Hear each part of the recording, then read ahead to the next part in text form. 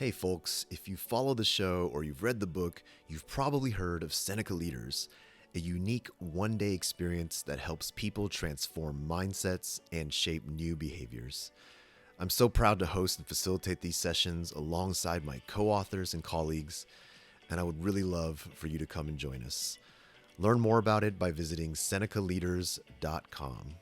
And now, on with the show. I think you can be generous and still be wildly profitable. And that's what we're going for in terms of you can run a profitable business and still have generosity at its core. I don't think they have to, I don't think you have to choose between one or the other.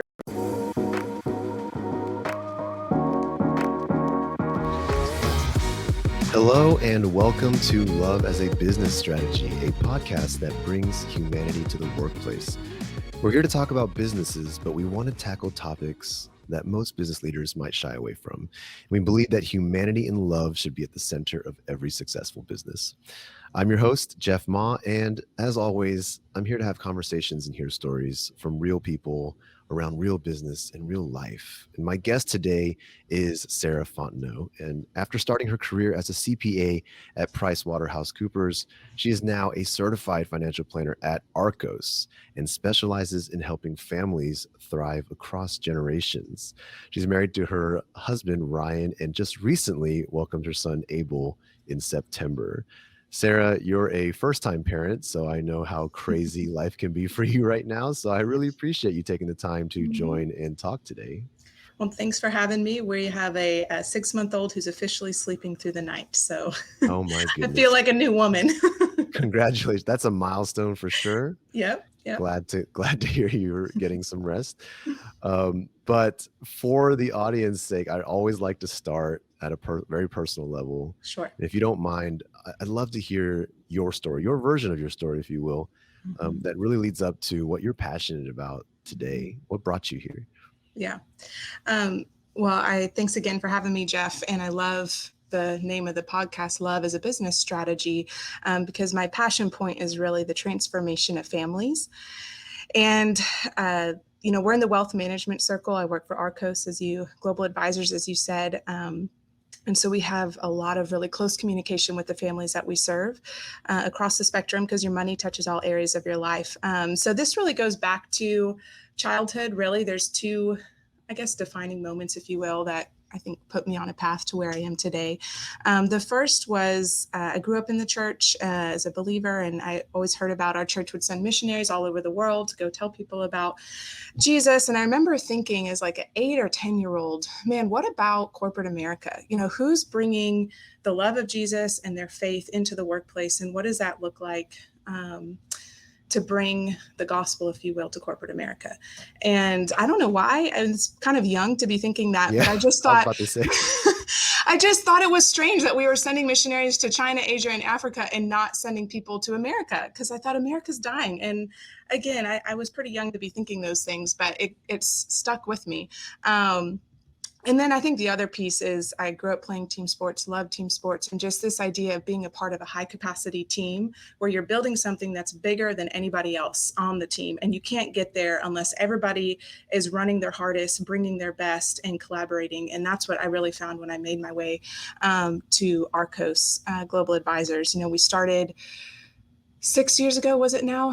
In April of 2017, I came about 6 months after launch, and we call it a 25-year startup in the making, because we started with a book at Morgan Stanley. Our principal, Jeff Thomas, was there, grew up on Wall Street, if you will, for 25 years, and realized there's a better way of serving these families. Wealth management is notorious for being about sales and being very transactional and product pushing. And while I claim to be your advisor, I'm just trying to get a little more juice on the back end for my personal bottom line. And what we learned is that these families, they really do crave good advice. They crave to be treated with respect, but also to have this very intimate part of their lives, their finances, to be handled with care.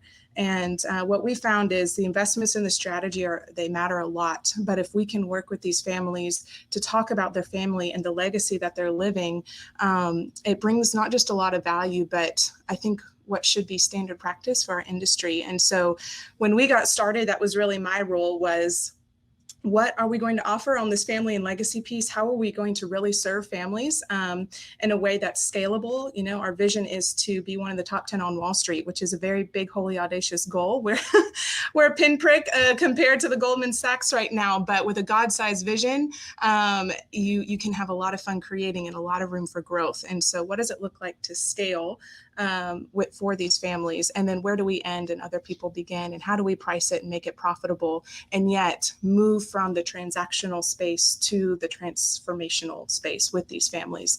So that's kind of how I landed where I am today. That's awesome. And there's so many different angles I wanted to take this conversation, but I think the two that really draw my curiosity revolve around the culture itself within your organization being somewhat of a startup with these large goals, how love plays into that in real ways, in real tangible ways. And also talking about this mission itself, where in terms of when you're working in finance, which as you mentioned, and as I cover often on this show, is often considered kind of the opposite end of love when it comes to business. It's the greed as a business strategy for the most part. So I'd like to start with the latter one, if you don't mind. Sure. When you think of love in finance, and specifically, you're working in wealth management, all these things, what's the differentiator? How do you differentiate between the greed and the love when you have to work with the money itself? Yeah, I think the easiest inroad and the easiest crossroad for a lot of advisors, from here's your performance, your portfolio, how we're making you grow money, to the more, intimate conversations, if you will, that bridge a lot of times is generosity. And so I think generosity becomes the bridge where you can have some more in-depth conversations, because when, our target market really is generous business owners and those people who have created outsized wealth, but they also want to multiply it for more than just their own personal use. And so when you begin to have the generosity conversation, my favorite definition of love is to lay down your life, right? And so it costs you something. And that's why I love generosity. When you think about love and finance, it costs you something to be generous, very tangibly, right? Because if you're moving money to charity or to give it away, it can no longer serve your personal purposes. And so we find that it just lends itself to then some more robust conversations about your values, about why you're giving, where you're giving. And then that creates also a model for the next generation when they see their parents, their grandparents giving money away versus accumulating it for security or for their own pleasure. It lends itself to gratitude and to really a greater sense of confidence and joy. And we see a lot of our investors who are generous, a lot of times they make better investment decisions because they take the role of a steward rather than an owner. And they see these resources as something that they've been entrusted with to multiply, grow, and use for a bigger purpose beyond themselves. So it actually lends itself to, I think, generating more profitable returns in the long run.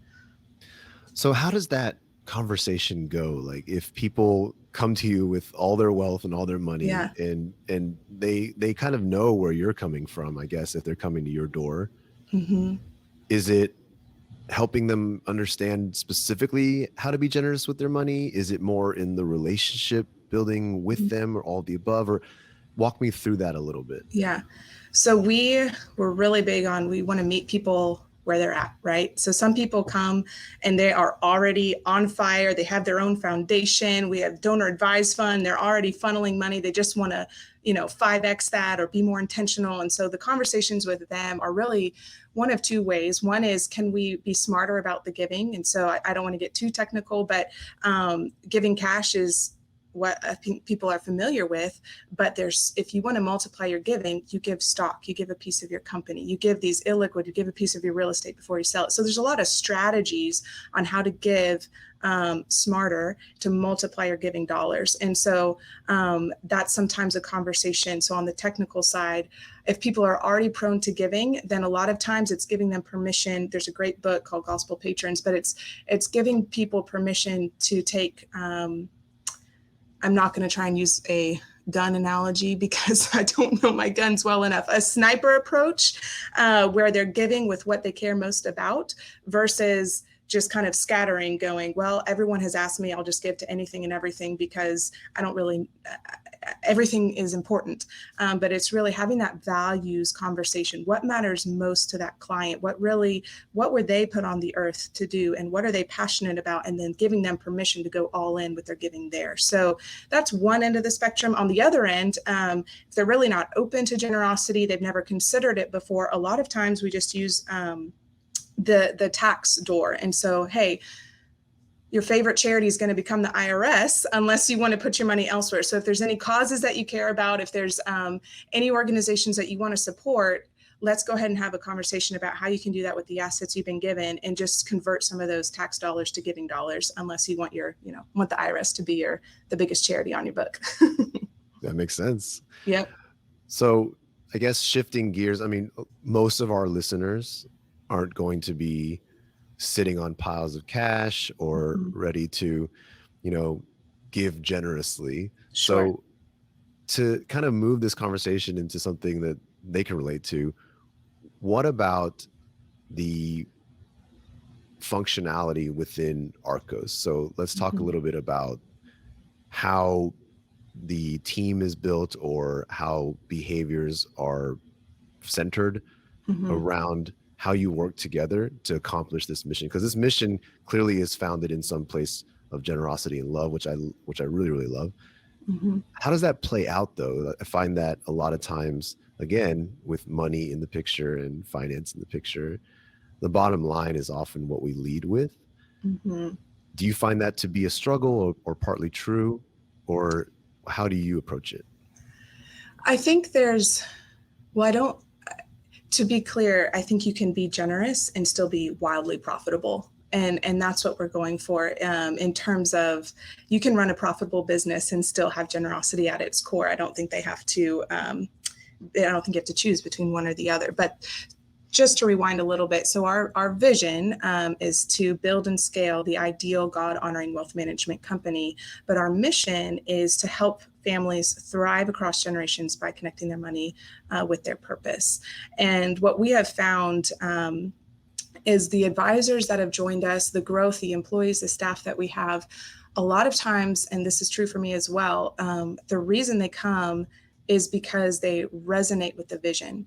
And there's this all-in yes culturally with that's what I want to be a part of. I want to be a part of building something in that vein of that vision, helping families in this way with more intentionality, be able to bring a more fullness to the clients that I serve. And so the vision itself, we find, is a dividing line. And so it attracts the right people. But when people hear that, if there's no resonance, they're probably not going to be happy here. So it makes it really quick to move on in terms of the next person. And so I have found consistently that having that huge vision and alignment with that vision, I think it helps all of us check our egos at the door, right? Because especially in a small startup, where we're all creating and everybody, spaghetti on the wall sometimes of which ideas are going to work and trying different things. And we all have our babies, those things that we really want to see make it. And we want to pool firm resources to go after this initiative. And this is why it's going to change the world. But at the end of the day, it's not about my name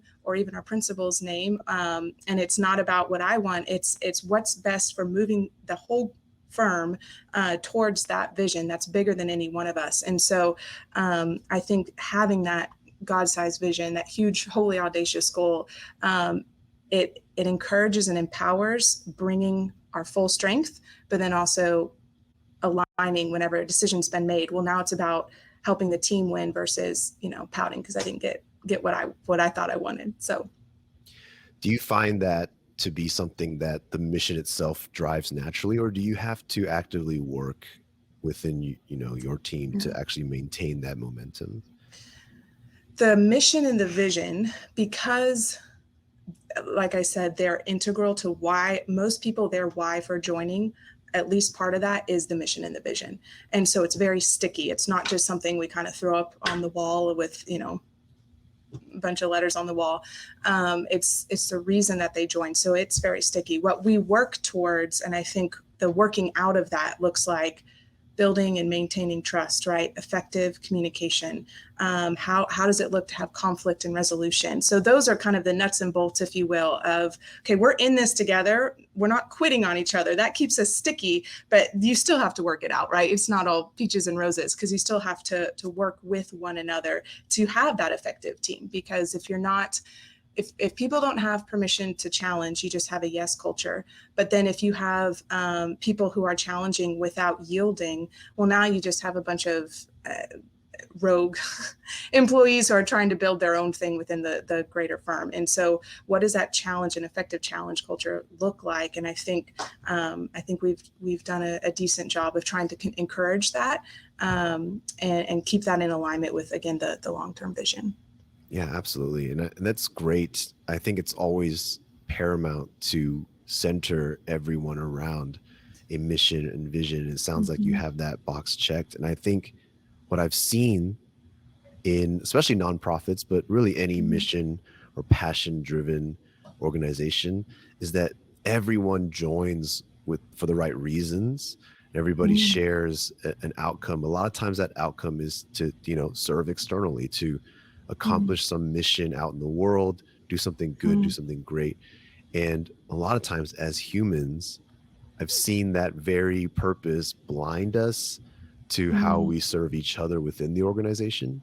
Mm-hmm. I've seen nonprofits that want to help the homeless and help the hungry and all these things so adamantly push, and just Mm-hmm. every person in there is fighting for that outcome.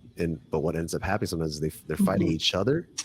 because they get in each other's way. And we're human. We Mm-hmm. have limited resources. We have limited time, and those conversations can get touchy. So you mentioned conflict. How does your culture address conflict, or how do you push through that with such a passionate, mission driven organization? And very passionate employees too. So we're all pretty verbal, outspoken, and passionate about what we bring to the table. So one thing that impressed me when I joined, and we were probably a third of the size we are now, when I joined about five and a half years ago. Um, Jeff, who started the company, and the team he was building, he hits everything head on, and he set an example for, we're just going to get it out in the open. And so if there's an issue, we're going to talk about it now, we're going to deal with it now, and we're going to get it to a resolution rather than letting it fester. But he also encouraged communication on those fronts. And so if there was a place where I felt disrespected, or I felt not heard, or if we had a situation where it was pretty heated because we were both really passionate, or a group of us were really passionate, and it crossed a line, we dealt with it in the moment versus trying to ignore it and push it down, or letting it fester for a long time so that it could explode. And so there was, I think, an example set from the top down, which is really key organizationally. I believe, and you probably know better with the interviews that you have, but from top down, there was this invitation to be honest about what happened, deal with it, and move forward. So you mentioned that from the top down, you're encouraging these conversations, and I guess tough feedback, and really being Mm-hmm. honest in these moments. Can you help paint that picture? What does that actually look like Mm-hmm. in a room, or in a context of, like, when you Mm-hmm. say, I think it's easy to say, hey, this leader encourage, like, we can always just Mm-hmm. verbally say, hey, I want everyone to be honest. I want everyone to speak up. Mm-hmm. But in practice, it doesn't always happen, because there are power dynamics, there are Mm-hmm. egos, there are Mm-hmm. eggshells to walk on when things are getting a little dicey. So Mm-hmm. what is that, when you say that, what does that look like to see that leader Mm-hmm. encourage that Mm-hmm. conflict, or a conversation? In the early days when we were smaller, and mostly local to Houston, it looked like in a boardroom together, and everyone brings their best idea and their best argument for why that idea should happen, and we hash it out together. and we go for it until there's a decision made, right? And that's kind of what I talked about, where we check our egos at the door. Once there's a decision made, if we're not running with your idea, then you support the team and you go all in on the idea that was chosen. Now that we've grown a little bit more, we have satellite offices or people in across the nation that work either remotely or with a team that are outside of Houston, the kind of home office. It looks more like we've set up committees, so business development and our advisors and our marketing group. So each group has a voice within these different committees. So those committees can then hash out, bring their best ideas to the table. But then if it doesn't make sense across all of the firm, then we can kind of work out some things within the committee, but then we can talk between using kind of those lanes, if you will. And so that's, as we started growing, kind of how we've tested ideas, since there's a little bit more structure than what we had when we were just all in one room and we could hash it out, which is, I think can sometimes be easier. And then once you start growing, there's a little bit of strain on that. So you want to make sure that there's permission across the board for people's ideas to rise to the surface from anywhere in the company and be vetted and brought to the table, and then have those conversations to see what really does make the most sense. And so we do a lot of seeking feedback from one another because we each carry such a unique lens. And so really looking for, hey, I think this is a great idea. What's your feedback? And then tweak and go forward from there. So encouraging feedback is another a big part of our culture that we want to multiply. Is there an element of this theme of generosity internally at Arcos as well? How does that play out? Yeah. So two things that attracted me. One was the mission and the vision, but the second, there's one owner at the company, Jeff, and he made the decision. He has a life of what some would call radical generosity. And so he made the decision that he's going to give the company away. And so what that looks like is essentially every year, 10% of the company goes into what's called a donor advised fund. He's not giving away operational control, but there's never going to be a sale at the end where Jeff gets a bunch of money and maybe he throws some out to the other people who helped build the company. If the company's ever sold, all the money goes into this donor advised fund, basically a big giving fund. So a lot of people have a lot of fun giving it away, but it's not going to line his pockets. And I was at a different company before, and essentially one of the partners in his exuberance at this other company was so excited that he was a partner, and he looked out across the room of staff and he said, and all you people work for me now. And it was just the most deflating, wow, I really am just here lining your 7-figure pockets, And when I made my way here to Arcos and I heard that story of how his plan is to give the company away and he's serious about it, he's moving into the foundation, I did not realize how impactful that would be, because it removed this what I did not realize was a ceiling, because even though I, have a boss, the empowerment that created to know he is serious about this mission and this vision. And he really isn't just saying something to build a company so that he can have a really, sweet yacht one day. He's really serious about what he says he wants to build here and about this mission of helping families. And because of that, he has a lot of authority when he talks to other business owners and he talks to families about their generosity. The story alone gives you a ton of credibility because he's living and walking out his talk. And so that's what one of the things, we have 12 principles that we use to really steward and coach our families, and we always eat our own cooking. And so we want to be living those principles before we're speaking them to others, so that we are walking the talk, if you will. So yes, absolutely, that story of generosity. So now as a firm, we're helping fund a pregnancy center in El Salvador to help women, no matter how they got pregnant, to keep their babies and to, have raise their babies in a healthy area. And so that's an offshoot of the fact that he's giving the company away. So now that the whole firm has that story of generosity that we can actually fly down and be a part of. So it, as you can see, perpetuates across the culture of the firm. Absolutely. And I'm seeing a lot of parallels, because as I try to relate to it myself, right, I'm not extremely wealthy and able to participate in your services, but also I'm not a business owner. I don't have, so much to give away. But what I'm drawing as a connection is that the element of generosity is valuable at all levels.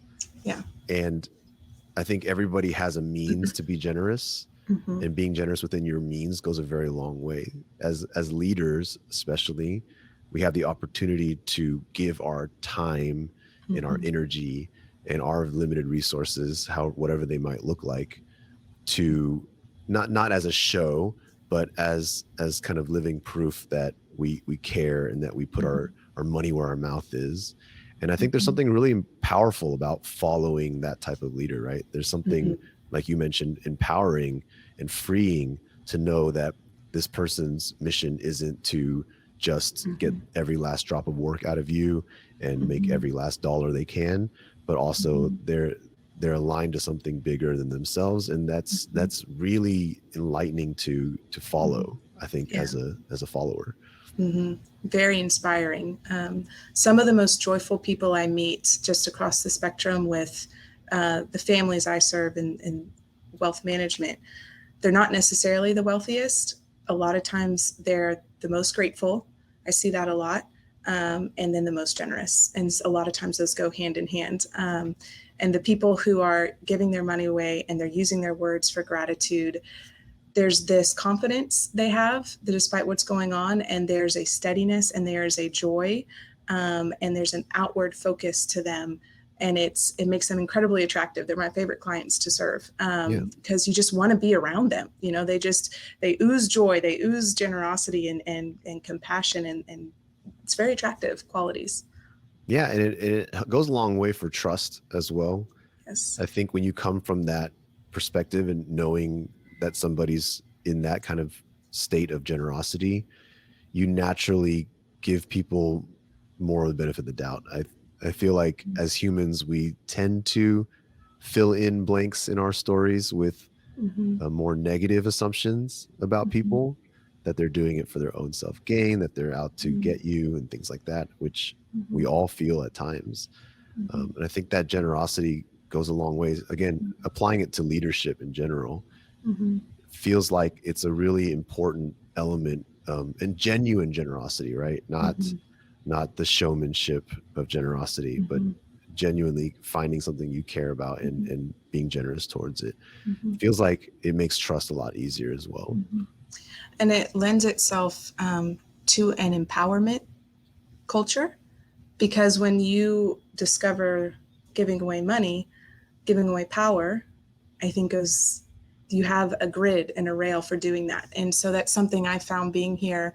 Um, there's definitely the encouraged to we're encouraged to fail, right? Because if you fail, you've tried something and you discovered it didn't. How many times did Edison fail before he invented the light bulb, right? Classic example.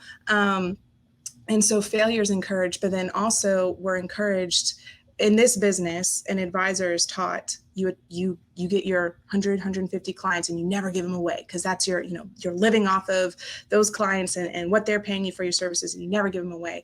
But what we're encouraging advisors to do is, if you want to grow beyond where you are today, you have to multiply yourself, and the way you do that is to give power away and trust those clients to another individual who's going to serve them probably even better than you do, because they're going to devote more time, more attention. It's fresh to them, exciting, and then that gives you an increase of time and capacity to go where God's calling you to go and to serve the clients only you can serve.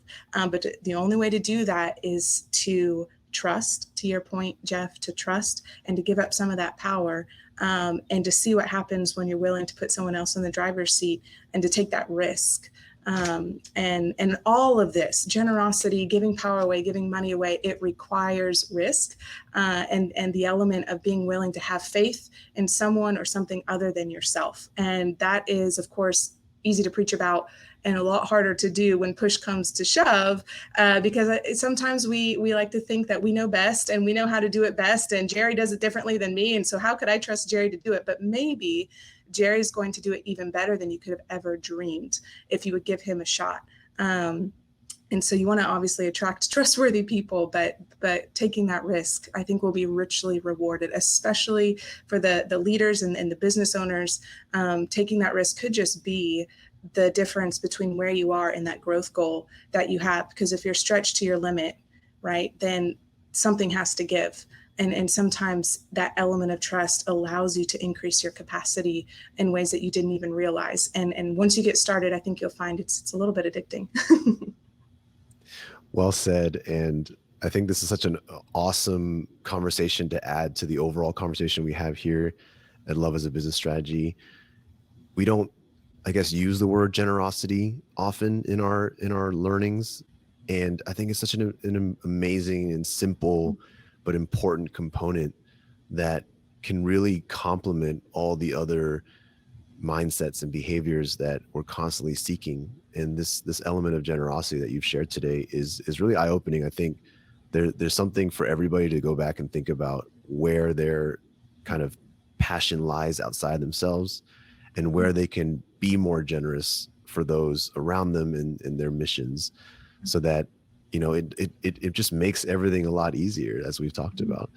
So thank you so much for your time and uh, stepping away from the busy life of a new mother to join us to Mhm. have this conversation today. Yeah, absolutely. And to the audience, we appreciate you as well. Thank you as always for tuning in. And we hope you're enjoying all the episodes and checking out our book, Love as a Business Strategy, if you haven't. If you haven't already, please also subscribe and rate the podcast when you get a chance. And we will talk to everybody next week. Thank you so much.